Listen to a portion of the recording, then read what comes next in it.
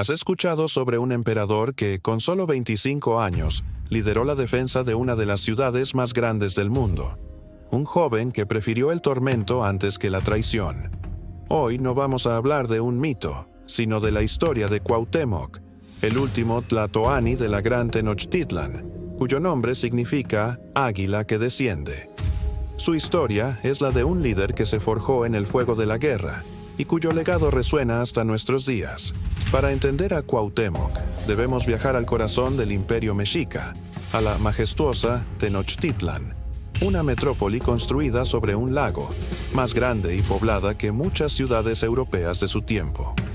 A principios del siglo XVI, el imperio estaba en su apogeo bajo el mando de Moctezuma II. Pero en el horizonte, una amenaza desconocida se aproximaba. En 1519, Hernán Cortés y sus hombres desembarcaron, y el mundo de los mexicas cambió para siempre. Cuauhtémoc, sobrino de Moctezuma, era un joven noble, educado en el Calmecac, la escuela para la élite. Allí no solo aprendió sobre astronomía, religión y gobierno, sino que también fue entrenado como un guerrero de élite, un miembro de los temidos Guerreros Águila.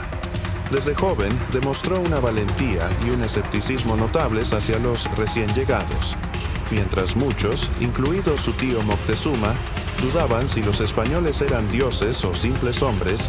Cuauhtémoc veía en ellos una amenaza mortal para su pueblo y su cultura. No veía divinidad en su ambición, solo codicia.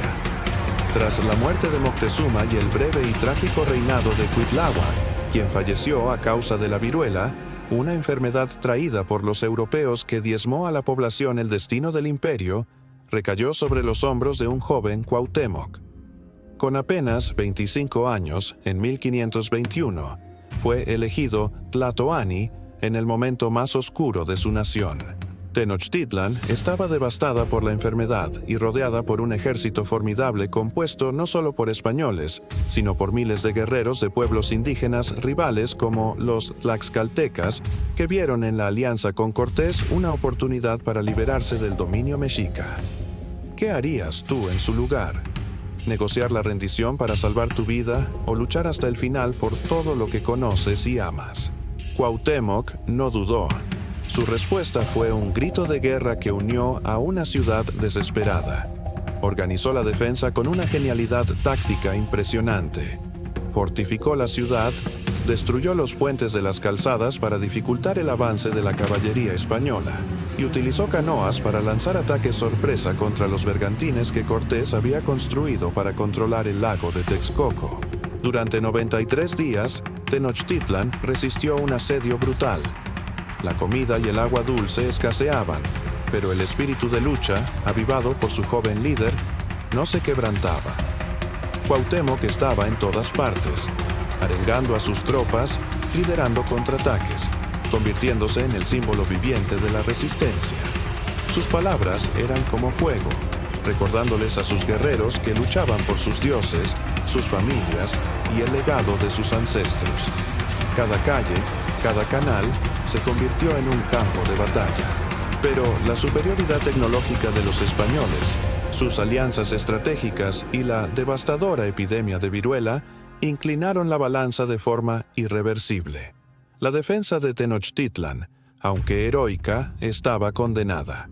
El 13 de agosto de 1521, después de meses de combates encarnizados, la ciudad finalmente cayó. Cuauhtémoc, intentando escapar en una canoa para reorganizar la resistencia desde otro lugar, fue capturado por el capitán español García Holguín. Llevado ante Hernán Cortés, en medio de las ruinas humeantes de su gloriosa capital, Cuauhtémoc pronunció una de las frases más dignas y valientes de la historia. Mirando al conquistador, le dijo: «Señor Malinche, ya he hecho lo que estaba obligado a hacer en defensa de mi ciudad y mis vasallos, y no puedo más. Y pues vengo por fuerza y preso ante tu persona y poder, toma ese puñal que tienes en el cinto y mátame luego con él». En ese momento, no pedía piedad, sino el final honorable de un guerrero derrotado. Se negaba a ser un trofeo humillado. Cortés, reconociendo quizás su valor o por simple pragmatismo, le perdonó la vida. pero la paz para Cuauhtémoc estaba lejos de llegar. Los españoles, obsesionados con encontrar el supuesto tesoro de Moctezuma, no creían que la riqueza del imperio se hubiera perdido. Creyendo que Cuauhtémoc sabía dónde estaba escondido, lo sometieron a un tormento terrible. Junto al señor de Tlacopan, le quemaron los pies con aceite hirviendo. Aquí es donde la leyenda de Cuauhtémoc se vuelve eterna. Mientras su compañero de suplicio se quejaba del dolor, Cuauhtémoc lo miró y le preguntó con una calma escalofriante: ¿acaso estoy yo en algún deleite o baño? Con esta frase no solo silenció a su compañero, sino que selló su imagen como un líder indomable, un hombre cuya voluntad era más fuerte que cualquier dolor físico. Nunca reveló la ubicación de ningún tesoro, probablemente porque no existía tal como los españoles lo imaginaban, o ya se había utilizado para financiar la guerra. A pesar de su valentía, Cuauhtémoc siguió siendo un prisionero valioso y, a la vez, una amenaza constante para los españoles. Cortés lo mantuvo cerca, casi como un trofeo viviente de su conquista. Años después, en 1525, durante una expedición a Honduras, Cortés fue informado de una supuesta conspiración liderada por Cuauhtémoc para matar a los españoles y levantar a los pueblos nativos. Aunque las pruebas eran dudosas y muchos, incluidos cronistas españoles como Bernal Díaz del Castillo, consideraron la acusación injusta. Cortés no se arriesgó. Sin un juicio formal, en un lugar remoto de la selva, Cuauhtémoc, el último emperador del gran imperio mexica, el águila que descendió, fue ejecutado. Su muerte marcó el fin definitivo de la resistencia organizada y el comienzo de 3 siglos de dominio colonial. Pero, ¿realmente fue el final? La figura de Cuauhtémoc no desapareció. Al contrario, se transformó en un poderoso símbolo. Un símbolo de resistencia contra la opresión, de dignidad ante la derrota y de lealtad inquebrantable a su pueblo. A diferencia de otros líderes, su imagen no está manchada por la rendición o la colaboración. Es el héroe trágico por excelencia. Hoy en día, el nombre de Cuauhtémoc resuena en todo México. Hay monumentos, ciudades y calles que llevan su nombre.